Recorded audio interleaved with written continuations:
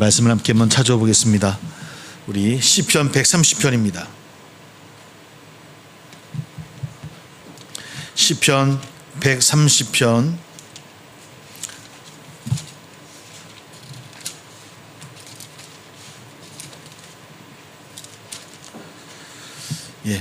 우리 전체 1절부터 8절까지 말씀을 함께 찾아봅니다. 시편 130편 1절부터 8절. 시편 130편 1절부터 8절입니다. 같이 함께 봉독합니다. 시작.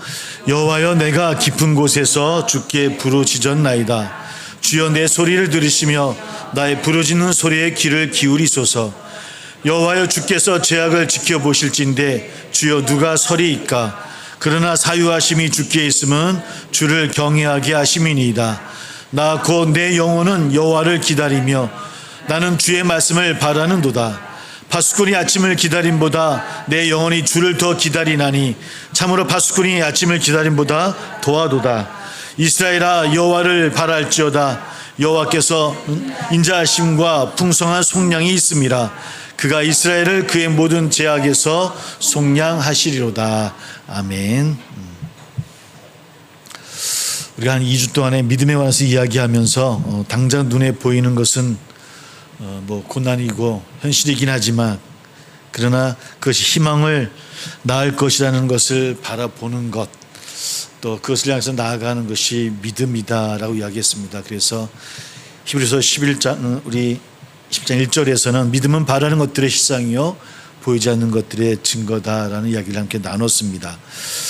오늘 시편 130편의 말씀도 또 연장성선에서의 그런 말씀일 수도 있을 것 같습니다.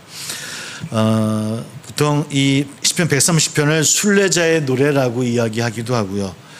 또 좀 고난당하는 사람에게, 또 고통당하는 분들에게 꼭 많이 또 권유하는, 또 읽기를 묵상하기를 또 이야기하는 또 그런 말씀이기도 합니다.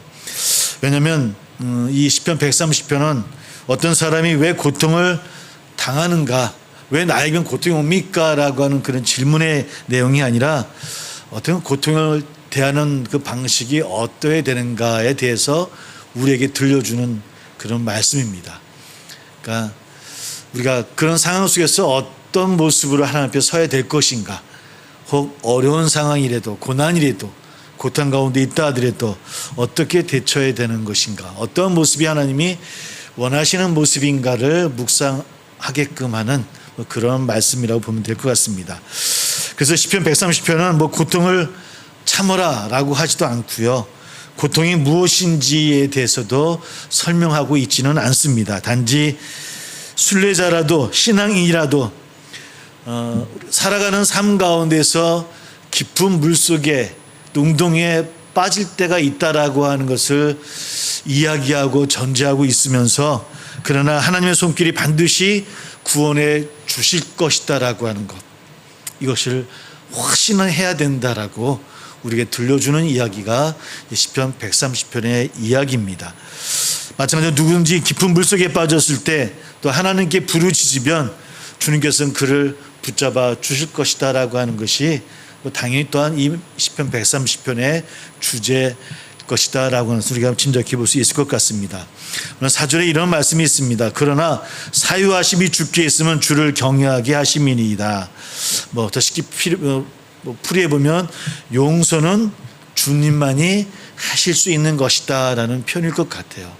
용서는 주님만이 하실 수 있는 것이다. 유진 피터스라는 그 작가는 이 말씀을 가져와서 그 메시지에서 주님은 용서가 몸의 뱀분이다 이렇게 해석을 하셨더라고요. 주님은 용서가 몸의 뱀분이다. 더 좀 와닿는 것 같아요. 그러신 것 같기도 하고요.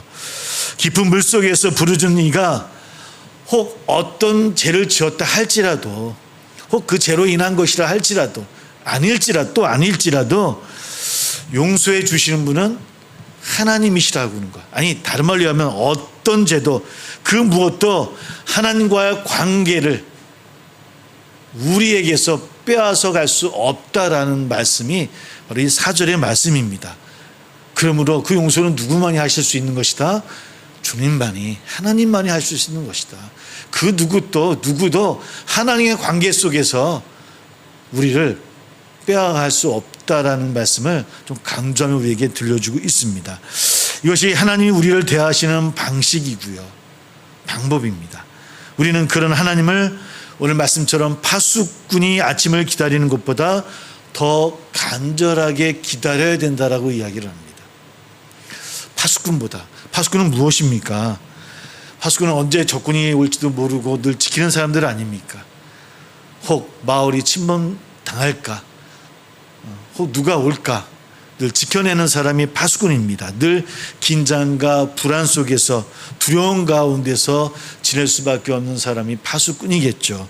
특히 그들에게 밤이 어둠이라고 하는 것, 밤은 더 그 파수꾼에게는 긴장감을 주게 되는 아마 시간이 되어질 것 같아요.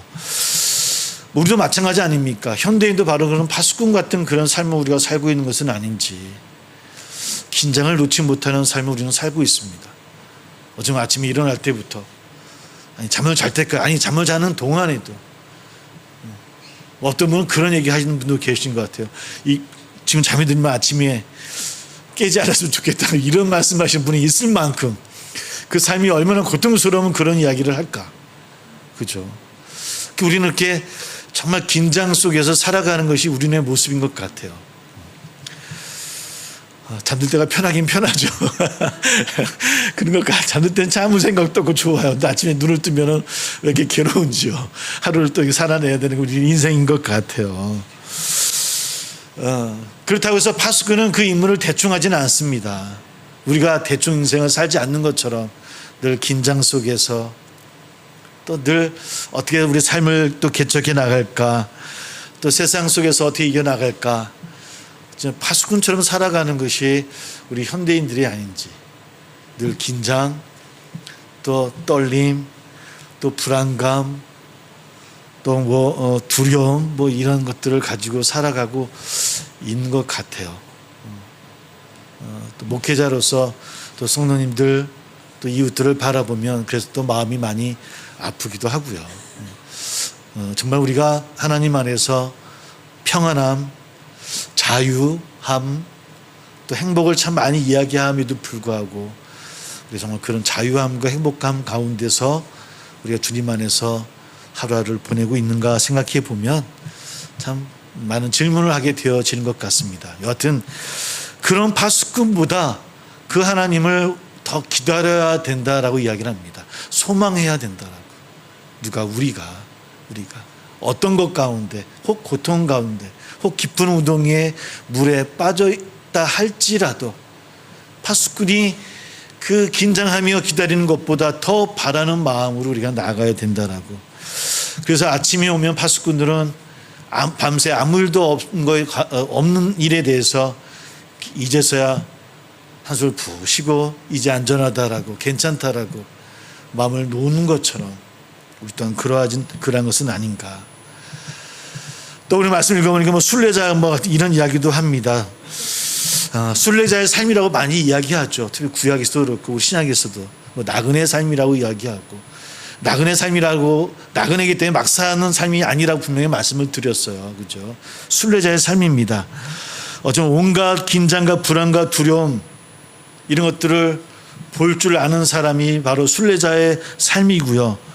또 그것을 어떻게 해결해야 될 것인가를 늘 묻고 또 하나님 안에서 알아가야 되는 사람이 바로 순례자의 삶이고 나그네의 삶인 것 같아요.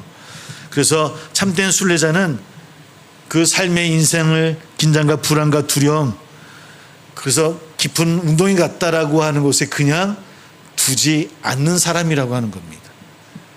그리스도인은 바로 그런 사람이라고 하는 겁니다. 혹 세상의 삶이 혹 그런 깊은 웅덩이 같은 삶이라 할지라도 그것에 그냥 두는 사람이 아니라는 겁니다. 그것을 건져주시는 하나님을 바라보는 사람이고, 건져주시는 하나님의 손을 붙잡아야 되는 사람이 바로 우리 그리스도인의 삶이 아닌가. 5절에 이런 말씀이 있습니다. 한번 같이 읽었으면 좋겠습니다. 같이 읽어볼게요. 같이 시작. 나 곧 내 영혼은 여호와를 기다리며 나는 주의 말씀을 바라는도다. 예. 내 영혼은 여호와를 기다리며 나는 주의 말씀을 바라는도다.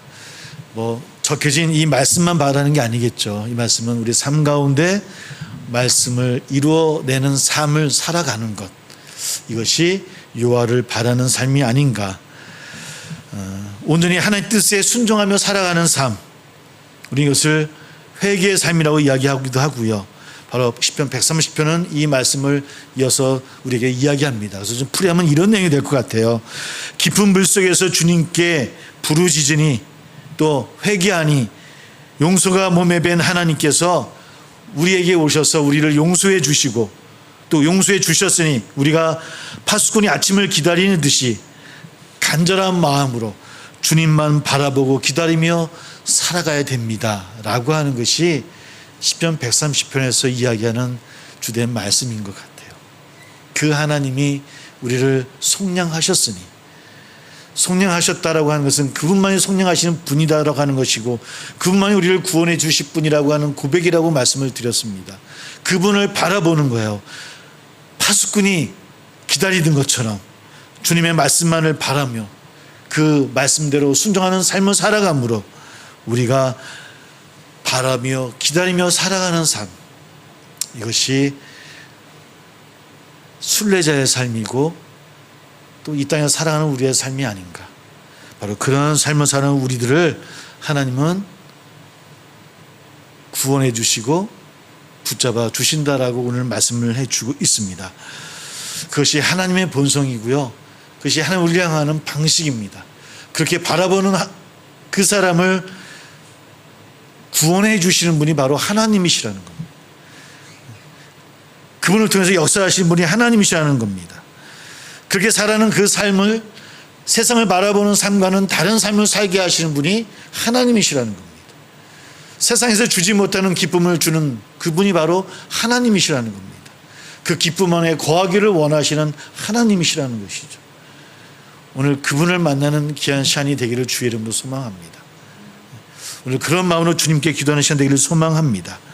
그렇게 우리가 변화되어지는 기쁨을 가지면 얼마나 좋을까요? 우리의 삶이 녹록지 않을 때, 또 깊은 물속에 빠진 것 같은 그런 삶을 살아갈 때, 그러므로 두려워하지 말고 포기하지 말아야 되는 이유가 바로 거기에 있는 줄 믿습니다. 우리 도종환 시인이 계시죠. 지금 정치하고 그러시긴 하시지만 그분이 겨울나무라고 하는 시 가운데 이렇게 이야기합니다. 하루하루를 견딜 줄 아는 것이 실력입니다 라고 그 시 가운데 있더라고요. 시 같지 않은데 하여튼 글귀 가운데 그게 기억이 납니다. 하루하루 견딜 줄 아는 것이 실력입니다. 물론 그것이 우리 힘만으로는 어려운 걸 다 알죠.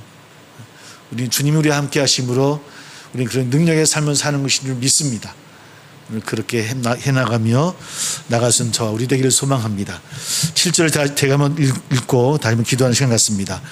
이스라엘아 여호와를 바랄지어다. 여호와께서는 인자하심과 풍성한 속량이 있음이라. 이 말씀이 여러분들에게 귀한 능력이 되기를 주의 이름으로 소망합니다.